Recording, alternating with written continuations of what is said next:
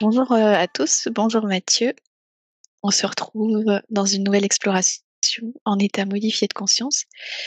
Et au vu des dernières explorations qu'on vient de réaliser, j'aimerais poser la question de pourquoi est-ce que la source, Dieu, l'énergie universelle, comme vous la conscientisez, comme vous l'expérimentez ou l'appelez, euh, pourquoi est-ce que ça laisse faire des choses qu'on pourrait, nous, juger comme des atrocités, des événements très difficiles, des injustices, etc. Alors Mathieu, si tu poses la question.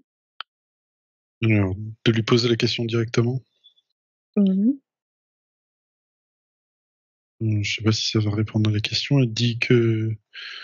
Alors, je dis elle parce que l'énergie semble quand même plus féminine que masculine. Ok, Ce qui veut pas dire que ce soit féminine, mais que peut-être sur Terre, l'énergie est trop masculine. Je le comprends comme ça. d'accord. Ça n'a pas d'importance, mais vu qu'en français, on est obligé de dire il ou elle, Mhm. ça me paraît plus cohérent de dire elle. Elle. Alors, c'est justement par amour pour nous qu'elle laisse faire ce qui se passe sur Terre. Elle me dit qu'elle est omnisciente, elle connaît tout ce qui se passe sur Terre, mais qu'elle n'est pas omnipotente sur sur nos conditions Mhm. sur Terre. Ok, Comme si, j'aurais pas cru. en fait, elle peut intervenir Mhm. et elle le fait très souvent, plus qu'on ne le croit, mais que encore faut-il qu'on lui demande. Alors, quand elle dit elle n'a pas, c'est pas elle qui n'en a pas la possibilité, mais que c'est comme s'il y avait une. En fait, si tu demandes, tu te fais aider. Mais encore faut-il le demander et réellement le demander. Et ça me dit que beaucoup demandent de l'aide au moment où ils en ont besoin et que ça vient comme une demande extérieure à une volonté profonde. Alors, j'ai pas compris ce que je te dis, hein. Alors attends, ça dit quoi? Ça dit que comme si beaucoup de personnes au quotidien mettaient ce qu'on appellerait Dieu, la création, la source, Mhm. en dehors de leur vie, et que quand leur arrive quelque chose de négatif, alors là, ils appellent à corps perdu, si tu veux, de l'aide, Mhm. mais qu'ils ne savent pas où se tourner, et qu'ils déplorent le manque d'aide alors qu'ils n'ont pas entamé une conversation. Ça fait sens? Oui. Est-ce que tu peux vérifier d'où tu prends ces informations? La source, je suis sûr. Ok. J'ai déjà vérifié. Euh, ok.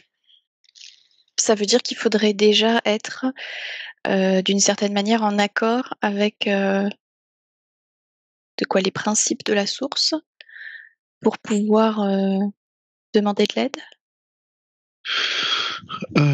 Alors, elle me parle d'autre chose là pour l'instant. Tu pourras me reposer la question, mais elle me dit, Mhm, parce que je lui ai demandé quand il y a une atrocité, par exemple sur un enfant, lui il a rien mhm. demandé et comment ça se fait que ça lui arrive. Et elle Oui, me dit que en fait elle le récupérait quand vraiment euh, ce n'était pas correct, elle le récupérait et que nous on observe ce qui est fait sur le corps, le véhicule de l'enfant, sans se rendre compte que la conscience de cet enfant a été extraite avant que ça n'arrive. d'accord. Et c'est comme si dans le fonctionnement de nous, les êtres humains, on a la possibilité de sortir de notre corps, tu sais, bah, quand on a un accident de voiture, des fois Oui. on se retrouve complètement choqué, tu sais, et puis c'est comme si, souvent on explique, mais en fait, j'étais plus là, en fait, mon corps n'était plus là.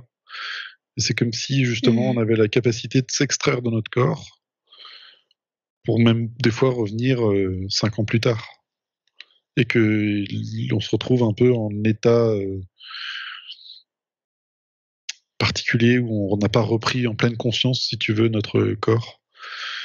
Et que du coup, nous, on a tendance à juger quelque chose d'horrible sur ce qui s'est passé sur le véhicule plutôt que de comprendre ce qui s'est réellement passé sur ce qu'on appellerait l'âme de la personne. Mmh mh. Que ce point de vue est très bien compris lorsque l'on décède, mais très mal compris et des fois très mal vécu quand on est incarné sur Terre.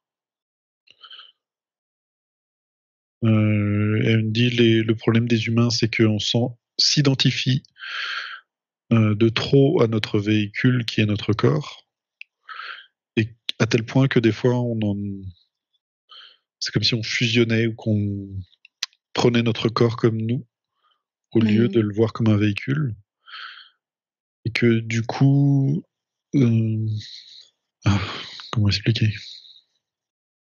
Ça fait beaucoup de sens dans les informations que j'ai, mais de les enfin, de les collecter, de les retranscrire d'une manière cohérente, c'est complexe. Ouais, c'est comme s'il y avait une sécurité en nous, et qui fait Mmh. que lorsqu'il nous arrive quelque chose d'absolument horrible, on s'extrait de notre corps. Et que lorsque cela arrive, c'est exactement ce qui est voulu par des êtres malveillants. Ce n'est pas de nous faire du mal, mais de nous extraire de notre corps. Mmh. Pourquoi? Parce qu'à ce moment-là, ils peuvent justement rentrer en nous. Et que ce qu'on appelle la pleine conscience, c'est très important, c'est justement de pleinement avoir justement un alignement de notre véhicule et de notre partie de nous-mêmes à un moment particulier, pour justement ne laisser aucune place pour d'éventuelles pollutions. Et que si jamais quelqu'un subit mmh, un acte horrible, alors il y a 2 choses qui me sont données. Des fois, on analyse d'un point de vue horrible quelque chose qui a lieu sur un être sans être, un être vide. Mmh. Et Heu, quel impact ça a du coup sur la personne qui observe ça? C'est l'impact qui est OK. recherché, c'est ça? Qui observe ou qui vit ça? Oui, qui observe, vu que celui qui Le vit n'est problème, c'est pas vraiment que là? si on nous dit, par exemple, qu'un enfant a été abusé sexuellement par, des adultes, on va Mmh. s'identifier et projeter quelque chose d'horrible sur la situation, alors que des fois la situation a lieu entre des êtres qui sont comme vides, OK. et qu'il n'y a pas d'être, de l'agresseur ou de l'agressé, il n'y a pas de conscience d'un côté ni de l'autre. C'est comme si pour la création avec qui je parle, elle t'explique que là, il y a personne de ce qu'on appellerait ses enfants, qui sont impactés, et que la seule personne qui est impactée, c'est la personne qui observe cette information et qui va projeter quelque chose d'horrible sur l'information, alors que ça n'a pas lieu. C'est pas que ça n'a pas lieu, mais je sais pas si je me fais bien comprendre. Il y a pas d'impact sur, l'âme de cette personne? Mmh. Pour ceux qui jouent aux jeux vidéo, on appellerait ça des PNG, c'est-à-dire que ce sont des êtres oh, contrôlés par l'ordinateur. OK. Donc si tu joues et que tu vois des êtres contrôlés par l'ordinateur, tu n'es pas inquiété parce que tu vois que ce n'est pas affaire à toi, enfin pas à Mmh. toi ou pas un joueur du jeu. Ouais, ouais, ouais. Mais que nous, en fait, on n'arrive pas à faire la distinction entre des joueurs et des non-joueurs. Des êtres divins, même si c'est pas forcément le mot que je préfère, et des corps sans être. Et que Et des fois, des êtres peuvent être lumineux, extrêmement lumineux, et que là où intervient la source, c'est qu'elle sait qu'il va se passer quelque chose d'horrible. Du coup, elle récupère l'âme de cet enfant, par exemple, avant que ça n'ait mmh. lieu, pour après éviter toute cette partie d'agression et de post-agression, pour lui permettre de revenir au moment où il sent que c'est propice. OK. Mais alors j'imagine qu'il y a malheureusement des personnes qui vont visionner cette exploration et qui auront eux-mêmes vécu ce genre d'événement Mhm. et qui pourtant en auront conscience vraiment de l'avoir vécu. Ouais. Comment ça se passe pour la personne qui est incarnée du coup? Est-ce qu'elle sent cette récupération d'âme qui peut durer un moment ou est-ce que... Alors, il est fort probable que la personne qui vit ou qui subit ce genre de choses ressente le fait qu'à un moment elle n'était plus là, comme si tu étais spectateur de toi-même, Et et que c'est comme une sorte de mécanisme de défense que la source a créé au tout début en fait de l'exploration type véhicule humain, mmh. OK. et que la difficulté après pour les personnes qui ont subi ça, c'est qu'elles ont une partie d'elles de leur corps a toujours normalement elle sait ce qui s'est passé. Et c'est comme s'il fallait pouvoir réintégrer son corps, euh, comme se laver de ce qui s'est passé, et après réussir à laver également la charge traumatique que l'on pourrait appeler passer par le pardon. OK. Et que si une personne arrive à faire cela, là il y a une énorme émotion. C'est, je sais pas, c'est presque miraculeux en fait. Le fait de dépasser ça, c'est quoi comme émotion? En même temps, c'est trop fort. Ouais, tu peux l'observer à distance.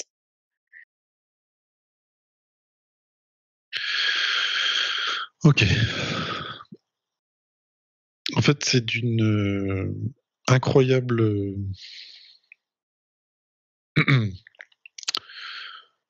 Tom- Désolé, mais tu t'en- Vas-y, prends ton temps. c'est comme si d'être la victime te permettait de libérer ton bourreau, en fait, ton agresseur. Mmh.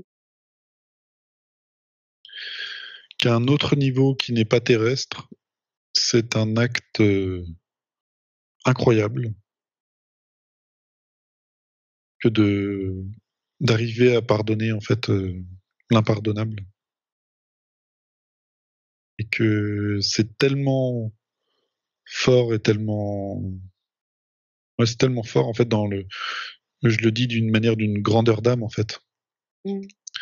que d'arriver à c'est comme si tu transmutais en fait tout cela, que d'un point de vue qui n'est pas terrien, parce qu'encore une fois on regarde d'un point de vue terrien, on se dit mais comment ça se fait que si Dieu existe par exemple il accepte que des choses horribles aient lieu. Mmh mh. Mais c'est comme si ce n'était que la partie immergée de l'information, et que derrière il y avait tout plein de choses qui étaient justement liées à notre âme, si tu veux, Ouais. et que à ce niveau-là, en fait, c'est tellement incroyable que le fait de réussir à pardonner, c'est c'est c'est comme si tu avais je sais pas comment expliquer ça en fait. Je conçois tout à fait que là on va pile poil dans le sujet très épineux, hein, Mmh de mh. commencer à essayer de comprendre l'indéfendable. Mmh mh. Et c'est comme si une fois que tu décèdes, si tu veux, et tu t'en fiches complètement de tout ce que tu as accompli, par exemple, j'ai monté une société, j'ai fait de l'argent, ça n'a aucune valeur, mais vraiment aucune. Mais de Ouais. dire j'ai pardonné, si tu, waouh, ouais, Je crois que tu avais déjà fait une enquête sur le pardon, ouais, c'est il me possible, ouais. semble, donc Sur Ho'oponopono, je pense. ouais. Mais je pense qu'on sous-estime effectivement cette relation au pardon et le fait de pardonner, en fait. Mmh Et mh. que ce n'est pas une qualité d'âme qui est donnée à tout le monde, que d'arriver à pardonner. Très peu de gens y arrivent. Et c'est comme si, tu sais, j'ai déjà vu des procès où tu as les parents d'une victime qui disent pardon et qui à l'agresseur, tu sais. Mmh. D'un point de vue totalement physique, on pourrait se dire bon, ok, et ce serait pas forcément compris de tout le monde, mais d'un point de vue Oui. d'âme, ou je sais pas quel mot mettre d'autre, de conscience ou d'être qui, une fois sa mort arrivée, c'est Mmh. un truc absolument honorable. Mm. OK. On en a complètement oublié. C'est là où c'est paradoxal, c'est que euh, si quelqu'un subit des choses atroces, des abus sexuels par exemple, sur des enfants qui n'ont rien demandé, Mmh. c'est absolument horrible et atroce que d'imaginer ce genre de choses.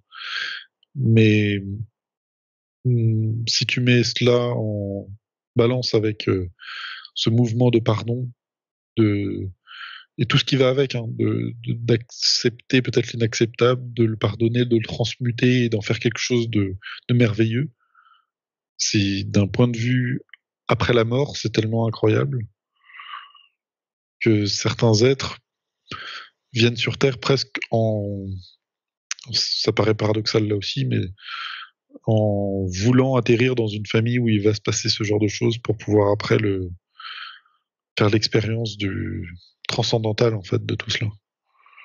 Mais encore une fois, c'est des êtres qui arrivent justement à pardonner c'est tellement un acte de grandeur d'âme incroyable d'arriver à transmuter au-delà du pardon, mais arriver, Ouais. tu sais, à ne pas abandonner le jeu. Mmh. Là, la seule chose que je vois qui me semble incohérent, en fait, c'est pas dans cette relation de agresseur-agressé, mais c'est plutôt le jugement d'une personne extérieure par rapport à ce qui se passe entre l'agresseur et agressé. Et que c'est ça qui me semble pas cohérent dans cette relation. Et c'est là où je parlais, tu sais, de jeux vidéo ou de Ouais. ce qui semble qu'il y a comme des espèces de faits qui ont lieu entre qui sortent de cette relation d'agresseur-agressé et qui viennent comme, je sais pas, un fait de société qui va remuer Ouais. des énergies qui n'ont pas lieu d'être et il y a quelque chose de pervers là-dedans. Il va Et qui, nourrir des émotions, des projections. oui, c'est ça, ouais. Et que là, on va juger en disant, bah, où est Dieu, où est, Mmh. et qu'il y a quelque chose qui est pas correct là-dedans. Oui, puis peut-être aussi, ben, on peut s'identifier et puis, imaginer, ce que, à quel point nous, ça nous impacterait et comment on réagirait et puis faire naître C'est ça, ouais. des choses en nous qui n'ont pas lieu d'être parce qu'on n'est pas dans cette situation. Ouais. Et que, ah, alors qu'est-ce qu'elle me dit? C'est comme si elle avait totalement conscience de ce qui se passe et des enjeux sur Terre, Mmh. mais que ces espaces de 3D en fait sont prisés justement pour ça. OK. Pour reprendre l'expérience Oui, du il a jeu vu ce qui se vidéo, passe, c'est effectivement, il y a beaucoup de gens qui viennent, transmuter apparemment. oui, mais au-delà de ça, en fait, c'est que euh, toutes les conséquences peuvent être irréversibles sur cet espace 3D en fait. Et ça m'explique que dans d'autres espaces, tu as comme une conscientisation, une projection de ce qui va t'arriver, ce qui fait que tu peux faire en sorte que ça ne t'arrive pas. Comme si D'accord. tu vois, tu voyais avant que l'accident ait lieu, tu le vois en prévisualisation de toi-même, et qu'il y a Ouais. plein d'espaces dans lesquels ça arrive. Enfin, c'est l'expérience qui est vécue comme ça. Du coup, Mmh. il n'arrive rien, sans que tu ne veuilles que ça t'arrive. Et D'accord. que tu as plein d'espaces où tu peux pas tomber malade, tu ne peux pas. Enfin, quand je dis espace, ce sont des planètes, si tu veux, où Oui. l'expérience est entre guillemets parfaite. Et Mmh. paradoxalement, bah, en fait, les êtres s'ennuient. Moi, ça me fait rire. Et que du coup, c'est comme si des êtres avaient imploré justement la source qu'elle crée justement des espaces sur lesquels elle n'intervient pas et qu'elle les laisse en fait chuter. Et que ces espaces comme la Terre, justement, bah, tu fais l'expérience de tous tes actes, Mmh. mais que ce soit les tiens ou ceux des autres. et que bah oui, tu peux te noyer par exemple si tu sais pas nager. Et bah, quelqu'un peut aussi te mettre la tête sous l'eau et te tuer. Quelqu'un peut, tout est possible, et qu'en même temps, bah, c'est paradoxalement les espaces qui sont les plus demandés, souhaités en fait. Parce qu'une fois qu'on est décédé, on a trouvé ça tellement génial qu'on a envie de le refaire, cette expérience, un peu comme un jeu vidéo encore une fois, mais quand on est dans la partie, on se demande et on n'arrive pas à se détacher de tout cela, ce qui est bien normal. On n'a pas de recul sur la partie, quoi.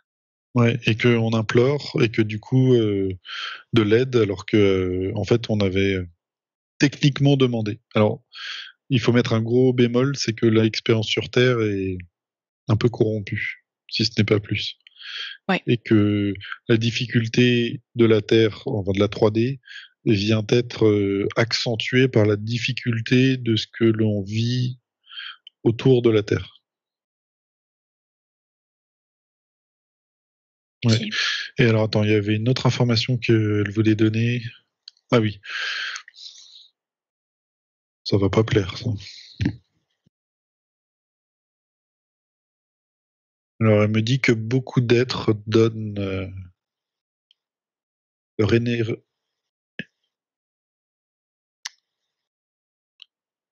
Comment dire ça?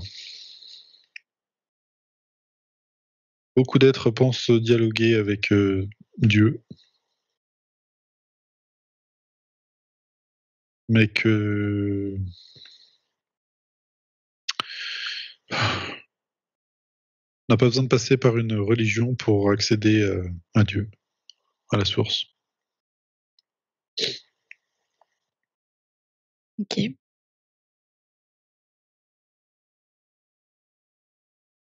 Parce Voilà. que ça peut être un problème ou parce que c'est pas utile? Disons qu'en fonction des croyances de chacun, il pense s'adresser à Dieu et ce n'est pas Dieu. Pour reprendre le mot Dieu, même celui-ci ne semble pas cohérent. Oui. Alors, comment est-ce qu'on peut se connecter à la bonne énergie Oui, c'est simple. ou Enfin, communiquer avec la bonne énergie? excuse-moi. Ouais. Bah de chercher dans son cœur où se trouve cet alignement justement vers le. Voilà. Juste plonger à l'intérieur de soi et on trouvera. En fait, c'est comme si c'était extrêmement simple, mais que c'était pollué de tout le reste, de tout ce que l'on croit, de tout ce qu'on nous a dit, de tout ce que on pense savoir sur la situation. Et que il faut que ce soit une conversation régulière, pas tous les jours, mais régulière avec soi-même pour Mmh. accéder justement à la source. Et que ce soit pas une conversation qui vienne au moment où quelque chose où il y a des peurs. Mmh. Parce que beaucoup viennent à elle avec, tu sais, quand il se passe quelque chose d'horrible, on sait déjà trop Oui. tard. Et qu'il faut être dans un rapport plus quotidien de gratitude que tout se passe bien et que tout se passera toujours bien. Plutôt que d'arriver au moment où quelque chose que l'on juge pas bien s'est passé et que l'on demande une réparation. Et que c'est quelque chose qui est contraire. C'est comme si tu demandais de l'aide un jour alors qu'en fait tu n'en as jamais demandé. Et en fait, il n'y a rien à donner. Ouais. Il y a juste à avoir une conversation avec soi-même, avec à s'aligner, et puis tout devient limpide en fait. Mais que si jamais en fait tu n'écoutes pas ta voix intérieure, tu t'en fiches, le jour où se passe quelque chose que tu juges ne pas être bon pour toi, et que là tu blâmes l'univers. Mmh. En fait, est-ce que tu blâmes l'univers ou toi-même de t'y prendre que si tard pour obtenir quelque chose.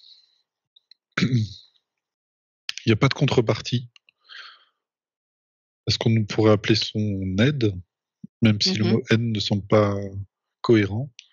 En tout cas, il n'y a pas de contrepartie, il n'y a rien à donner. Il n'y a pas faut faire ça ou ça, peu importe. Il faut que ce soit quelque chose d'évident. Qu'à partir de ce moment-là, en fait, tout ira bien. Enfin, voilà, tout. Alors, c'est même pas tout ira bien parce que ça l'a changé du futur, le mettre au présent. Mais comme un présent qui englobe le passé et le futur. Ok. Et que c'est dans un état de perpétuel dialogue sans forcément que tu aies besoin de demander ou juste tout va bien et tu es en gratitude que tout va bien et que tout ira bien et que tu es protégé sans avoir à te demander d'être protégé. C'est bizarre à expliquer.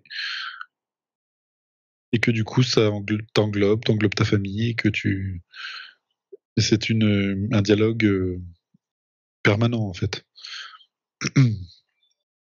Et qui n'a pas besoin d'intermédiaire, pas besoin de contrepartie.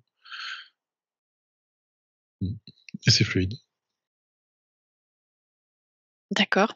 Et pour les personnes du coup qui seraient dans des situations actuellement où elles peuvent pas honnêtement dire je suis en gratitude parce que tout va bien, parce que ça va pas du tout, par exemple. Si on prend vraiment le cas de quelqu'un qui vit une situation qui, dans tous les domaines de sa vie, est vraiment très difficile. Alors, c'est délicat d'être en faut gratitude.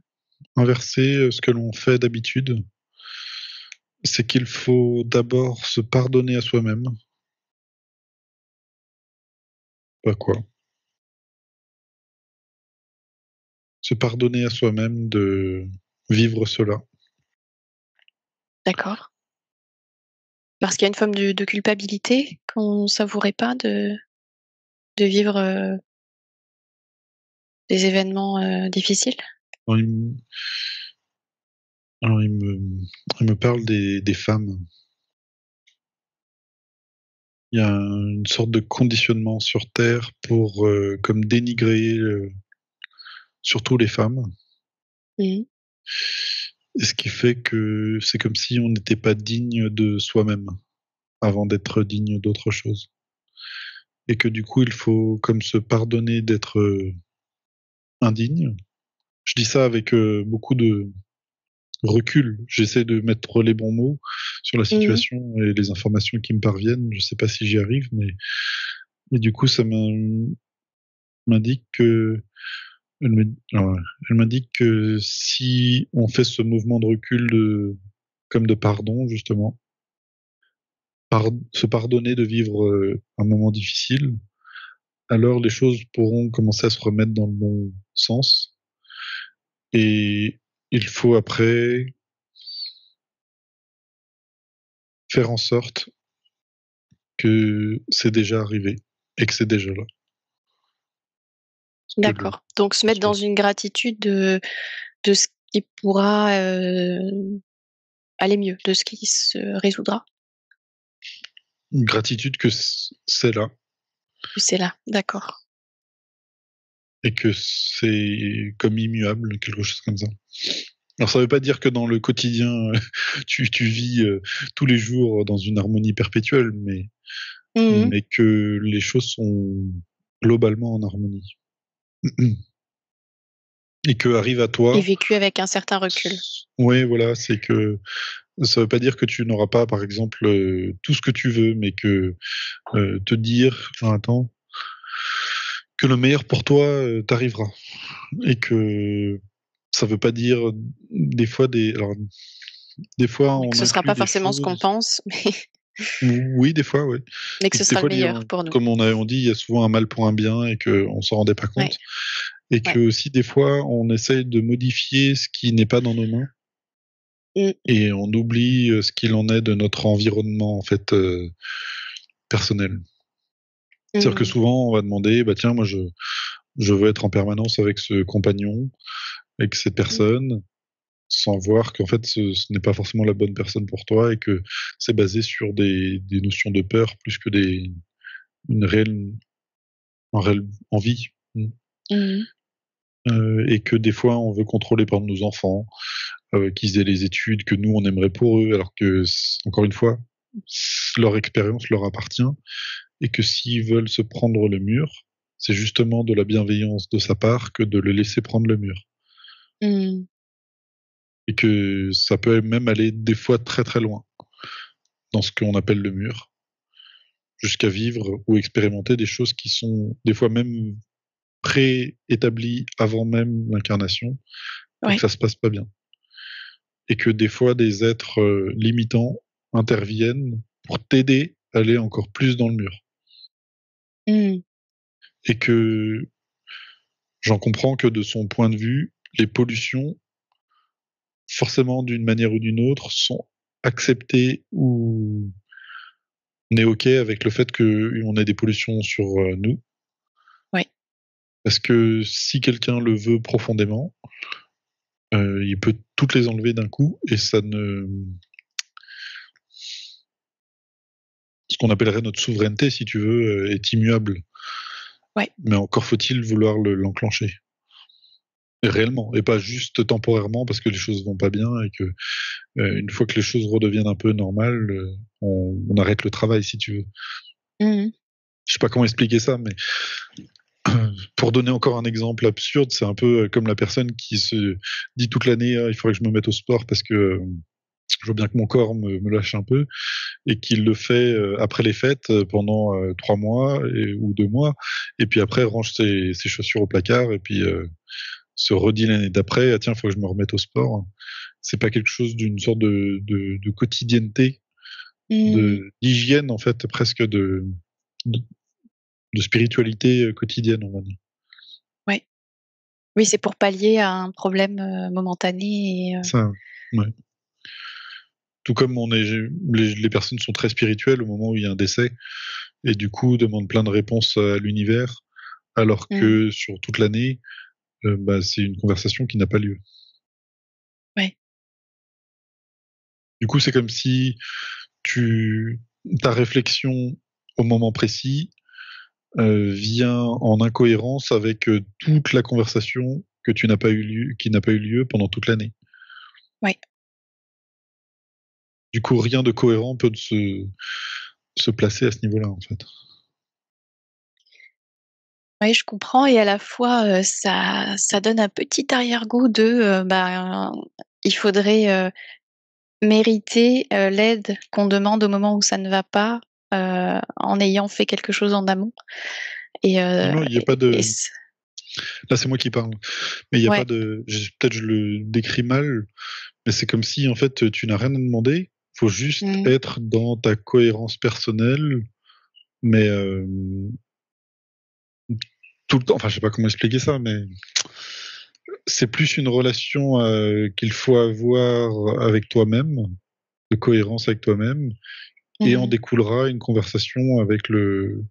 C'est même pas... Alors moi, j'ai pas envie de dire Dieu, mais avec l'univers, avec tout, avec le tout. Mais que ça commence d'abord par soi. Et que de demander à un moment où tout va mal une discussion avec l'univers, alors que au quotidien tu ne discutes pas même avec toi-même, tu ne Et que seras pas c'est ce qui a écouté. causé peut-être Exactement. ces événements. OK. Et alors, si jamais on n'a effectivement pas, je pense on va revenir à la question que je t'ai posée avant, mais effectivement, si maintenant on vit quelque chose de très dur, mais qu'on n'a pas relationné avec soi-même avant, donc on peut, entre guillemets, rattraper ça en commençant à instaurer ce dialogue. Alors, si... Je m'explique que si le Pour les but... retardataires. Ouais, mais si le but est de rattraper ça, c'est déjà trop tard. D'accord. Que l'information de ce qui se passe aujourd'hui, c'est comme si elle découle de ce qui se passait avant. D'accord. Donc tout ce qu'on peut faire, c'est préparer à ce qui se passera après. Alors on peut effectivement pardonner de ne pas avoir été peut-être plus à l'écoute. Encore que là, ça amènerait des choses de culpabilité, et ce n'est pas le but. Et juste... En fait, encore une fois, il n'y a pas d'échange, il ne faut pas donner Il faut pas se dire, Mhm. par exemple, je dois le faire parce qu'autrement il va m'arriver des choses horribles. C'est pas du tout ça. C'est juste de se Mhm. dire, en fait, c'est déjà là. En fait, c'est tellement simple, je sais pas comment l'expliquer. C'est déjà là, j'ai déjà tout, parce que j'ai Mhm. mis tout en cohérence avec moi et que voilà, tout est là. En fait, et même si j'ai des éléments, des choses un peu embêtantes qui m'arrivent dans mon quotidien, c'est peut-être pour quelque chose de mieux et que je sais, je fais confiance à l'univers pour que il mette devant moi ce qui est bon pour moi. Et pas forcément ce qu'on pense qui est bon pour nous. Voilà, parce que peut-être demain tu vas te tordre la cheville et ça va te rappeler que finalement t'as pas fait ton sport. Et Mhm. que au lieu d'attendre peut-être l'après-fête, donc janvier de l'année prochaine, pour sortir tes baskets, et ben tu vas être obligé d'être allé chez le kiné, que le kiné va dire bah oui mais là au niveau des ligaments c'est pas top et qu'il va falloir faire du sport. Je Mhm. donne un exemple qui va parler à tout le monde, hein, mais c'est ouais, c'est comme si au travers, ça revient sur les religions, on Mhm. voulait des choses d'une manière monnayée et que ça n'a Ouais, pas lieu d'être ou tout le temps ça marche projeté pas dans le comme ça. futur, ça marche pas comme ça. Ouais. Mhm. Et en plus vers des énergies qui sont pas du tout la source. Ouais, ouais. Ok. Bon, je pense qu'on peut s'arrêter là sur ce sujet qui était à la base pourquoi est-ce que la source laisse faire. Ouais, ouais. Alors je comprends que là c'était vraiment le sujet épineux Oui, bien sûr. parce, parce que autrement on aurait pu poser des questions peut-être plus spirituelles, avoir des grandes phrases et que c'est souvent la chose que on nous rétorque. Mais si jamais tu vois par exemple il y a Dieu, bah, Mhm. comment ça se fait que ça existe? Ouais.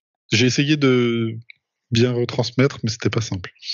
Bah, je pense que justement le sujet épineux, bah, comme ça, comment dire, ça peut faire réagir un peu tout le monde sur ce sujet à différents niveaux selon les expériences.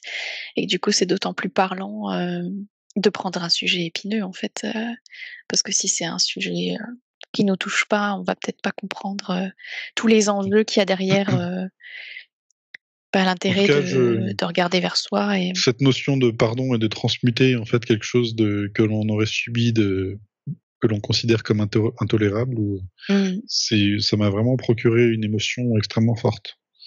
mm, Même l'amour d'un d'un compagnon, si tu veux, semble très limité par rapport à cette grandeur d'âme qu'il faut déployer pour pouvoir transmuter quelque chose d'horrible qui a été fait. mm, C'est difficile à expliquer et c'est souvent l'exemple que l'on donne, mais pourquoi les enfants sont torturés, subissent ce genre de choses si justement il y a mais ouais, si un enfant derrière grandit et arrive à faire ce travail-là, comme ça arrive des fois ouais. d'arriver à tout voilà apaiser, baumer, et de dire à la fin, tu vois, bah, moi je suis passé au-dessus de tout ça, j'ai réussi à transmuter tout cela et j'arrive même à aller jusqu'à alors peut-être pas aimer parce que ce serait peut-être un peu trop grand, mais en tout cas à pardonner à mon agresseur. Ça déploie derrière des énergies qui sont tellement incroyables Mm, que d'un point de vue, je pense que quand on décède et qu'on regarde ça, mais c'est la plus belle œuvre qu'on ait jamais fait sur Terre, c'était justement malheureusement d'avoir subi quelque chose d'horrible pour derrière en faire un truc mais incroyable. C'est mm, comme si l'agresseur derrière se retrouvait mais à un niveau autre que le physique, où des fois l'agresseur, bah voilà, des fois s'en fiche complètement, mais d'un point de vue énergétique, ça déploie des énergies tellement incroyables que c'est, ouais, je suis à court de mots. Mm. eh bien, eh bien, merci beaucoup. J'espère que chacun aura le recul de prendre ces informations à son niveau et peut-être d'avoir la force et le courage de pardonner et de se pardonner. Mm.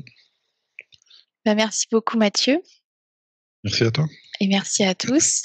Et n'hésitez pas à mettre un like, un commentaire en restant bienveillant et à vous abonner à nos chaînes.